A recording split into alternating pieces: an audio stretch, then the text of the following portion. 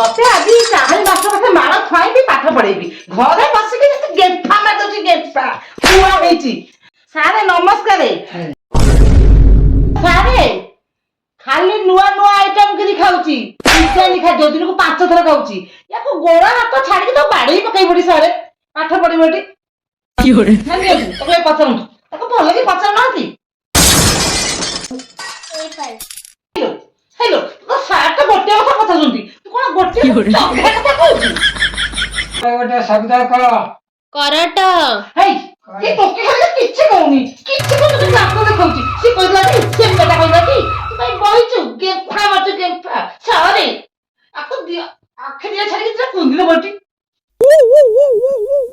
ଧାଡି ଖେଳି ବାଟେଇ ପକେଇବି ଲୁଚି ଯିବି।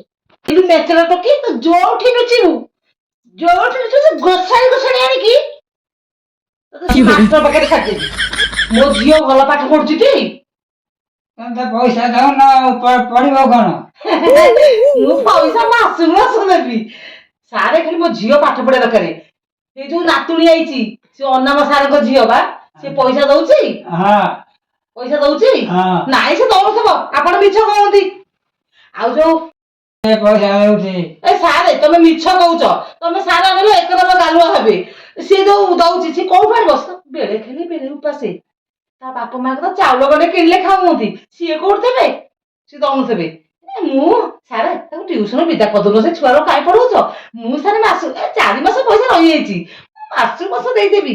ସାରେ ବ୍ୟସ୍ତ ସାରେ ମୋର ନାତୁଣୀ ଖାଲି ପାଠ ପଢିବା ଦରକାର। ସିଏ ଯୋଉ 4-5ଟା ଛୁଆଙ୍କୁ ବିଦା କରିଦିଅ ସେ କେହି ପଇସା ଦେବେନି